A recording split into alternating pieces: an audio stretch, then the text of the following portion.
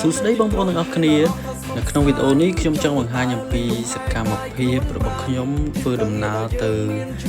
មើលចំការទុរេនរបស់ខ្ញុំដែលមានទីតាំងនៅតាមបណ្ដោយផ្លូវទៅទឹកធ្លាក់វាលពួច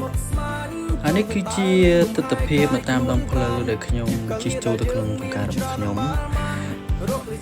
គិតទៅមួយឆ្នាំពិតជាលឿនមែនតើថ្មិចបាក់គឺមកដល់រដូវទុរេនរបស់យើងទៀតហើយខ្ញុំខានមកមើលចំការរបស់ខ្ញុំត្រឹមតែរយៈពេល1ខែទេគឺទុរេនរបស់ខ្ញុំចាប់ផ្ដើមផ្លែរីកធំបណ្ដាហើយក៏មានមែកខ្លះដើមខ្លះគឺវាផ្លែទៅគឺយើងត្រូវការយកឈើស្ទល់វាដើម្បីកុំឲ្យមែករបស់វាបាក់ដោយសារវាចាប់ផ្ដើមធំម្ដងបន្តិចហើយបងប្អូនដែលចង់ញ៉ាំទុរេនកំពតធម្មជាតិទុរេនរបស់ខ្ញុំនេះគឺភាគច្រើនគឺជាពូជឪខាក់ពូជសាច់ពណ៌លឿងល្មួតពូជនេះគឺយើងមានតាំងពីដើមគឺមានរសជាតិឆ្ងាញ់ណាស់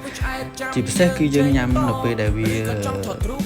កុំឲ្យវាទុំចូលពេកអញ្ចឹងបងប្អូនចឹងត្រូវការកំងទុរេនធម្មជាតិអាចមកតាក់ទងខាងយើងខ្ញុំបានហើយនេះគឺជាទស្សនវិជ្ជាទាំងមូលនៃចំការរបស់ខ្ញុំនៅក្នុងទីរួមខេត្តកំពតអរគុណច្រើនបងប្អូនសម្រាប់ការចំណាយពេលទស្សនាវីដេអូរបស់ខ្ញុំហើយវីដេអូរបស់ខ្ញុំក៏បានមកដល់ទីបញ្ចប់បានអរគុណសូមជម្រាបលា